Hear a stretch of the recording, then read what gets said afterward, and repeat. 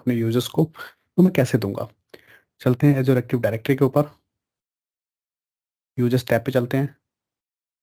जैसे कि आपने देखा होगा पिछले लैब्स के अंदर हमने कुछ यूज़र बनाए थे, वो आपको दिखा रहा होगा। अगर मुझे बहुत सारे यूज़र एक साथ बनाने हैं, तो मैनुअली जो ऑप्शन है ये टाइम टेकिंग प्रोसेस होगा और काफ़ी टाइम लेगा, जो कि एक फिज़िबल ऑप्शन नहीं है।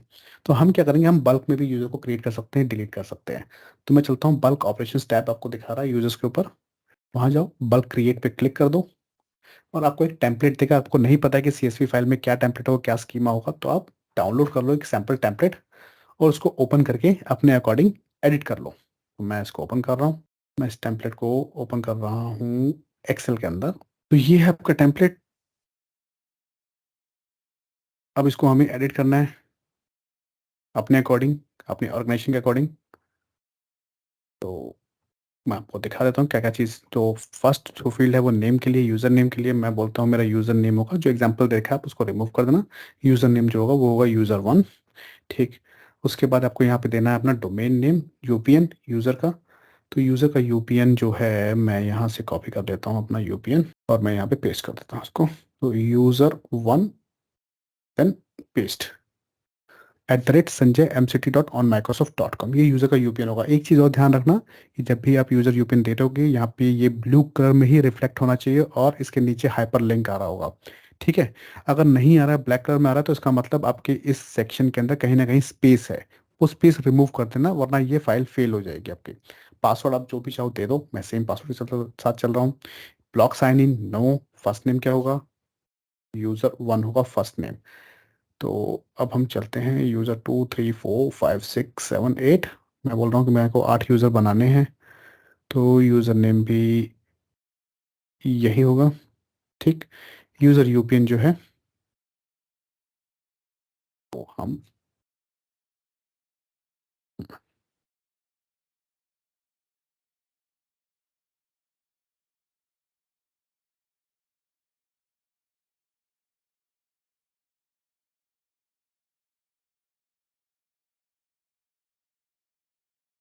बट मुझे इसको चेंज करना होगा, एडिट करना होगा। मैं एडिट कर देता हूँ। मैं एक्सेल में इतना शार्प नहीं हूँ, तो यहाँ पे इसको मैं यूज़र यूपीएन्स जो है उसको क्विकली जो है एडिट कर देता हूँ।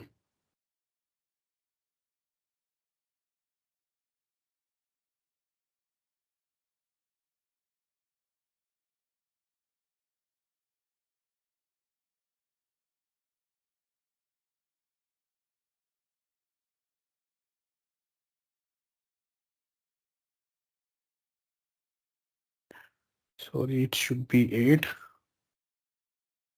और ये होगा हमारा 7th यूज़र, ठीक है। तो ये यूज़र यूपीएन हो गया। पासवर्ड मैं कॉपी करके सेम ही पासवर्ड जो है सभी को अप्लाई कर देता हूँ।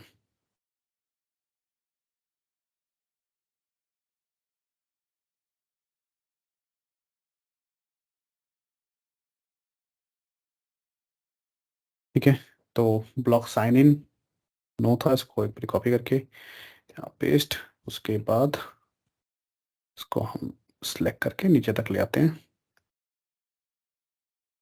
हम्म, तो ये हमारी फाइल बन गई है। इसको मैं करता हूँ सेव और क्लोज कर देते हैं यहाँ से। ये टेम्पलेट बन गया हमारा। जैसे ही टेम्पलेट बन जाएगा, वापस आप पोर्टल पे जाओ और इसको अपलोड कर दो यहाँ से। तो टेम्पलेट आप सिलेक्ट कर लो जो आपने एडिट किया है, ओपन कर दो, सबमिट कर दो। जैसे आप सबमिट करोगे जॉब स्टार्ट हो जाएगी। नीचे ऑप्शन आ रहा है click here to view the status of each operation, इस पर क्लिक कर देना। आपको जॉब दिखाएगा, जॉब डिटेल। इस पर मैं क्लिक करता हूँ तो जॉब मुझे दिखा देगा। आप देखो, सक्सेस सक्सेस सक्सेस, कोई फेलियर नहीं हुआ है, सभी यूजर्स मेरे बन चुके हैं। तो यूजर्स टैब पे जाके हम इसको वेरीफाई भी कर सकते हैं। तो यूजर्स टैब पे जाओ और यहाँ से वेरीफाई कर लेना। आपको दिखा रहा होगा यूज़र 1, यूज़र 2, यूज़र 3, 4, 5, 6, 7, 8। ये हमने बल्क में यूज़र बनाए हैं। इसी तरह से अगर मुझे बल्क में यूज़र डिलीट करने होंगे, तो मैं क्या करूँगा, बल्क डिलीट पे जाऊँगा, टेम्पलेट डाउनलोड कर लूँगा, यूज़र डिलीट, ओपन कर लूँगा इसको। तो अभी मुझे इसको ओपन करना है एक्सेल के अंदर, सो दैट मैं इसको एडिट कर पाऊँ। सीएसवी में होता है इसका फॉर्मेट। यहाँ पे सिंपल सा ऑप्शन है जो आप देख रहे हो, यूज़र का नाम देना है और यूज़र का यूपीएन नेम देना है बेसिकली।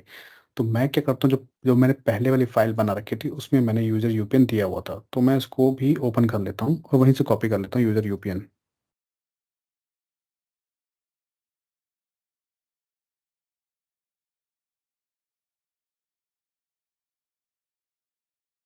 और इस फाइल में आते हैं, यहाँ से मैं इसको करता हूँ डिलीट और यहाँ पे मैं पेस्ट कर देता हूँ। सेकेंड,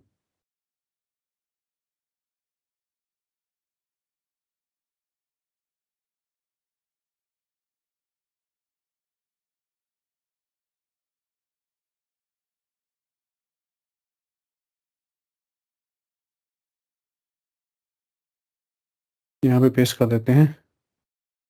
उसके बाद दूसरा यूजर का यूपीएन ले लेते हैं हम लोग, इसको पेस्ट करते हैं, दोनों को सिलेक्ट कर लेते हैं।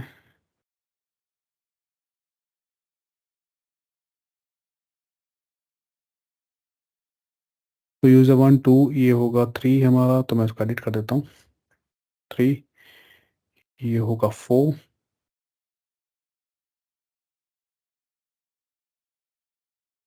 ये होगा 5,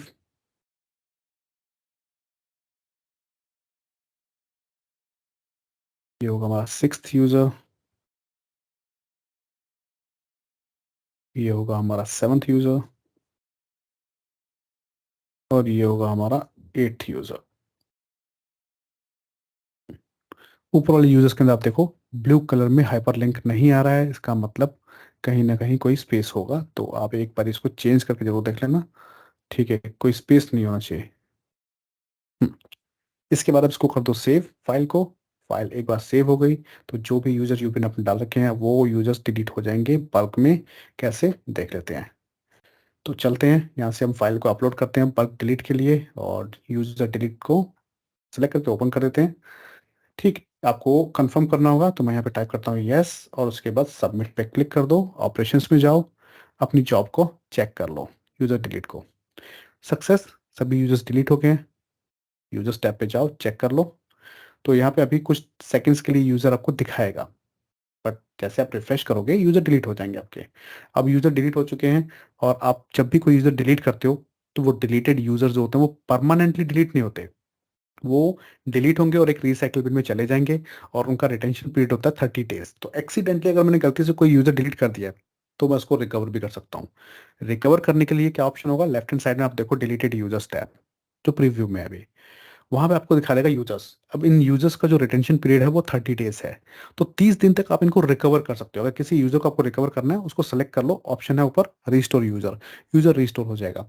और अगर आप चाहते हो कि इमीडिएटली डिलीट करना है इनको, अभी आपको नहीं चाहिए, तो आप सेलेक्ट कॉल कर दो जितने भी यूजर्स हैं आपके, उसके बाद डिलीट परमानेंटली करो और ओके कर दो। ये सारे के सारे यूजर्स जो हैं वो परमानेंटली डिलीट हो जाएंगे आपके अकाउंट से इमीडिएटली।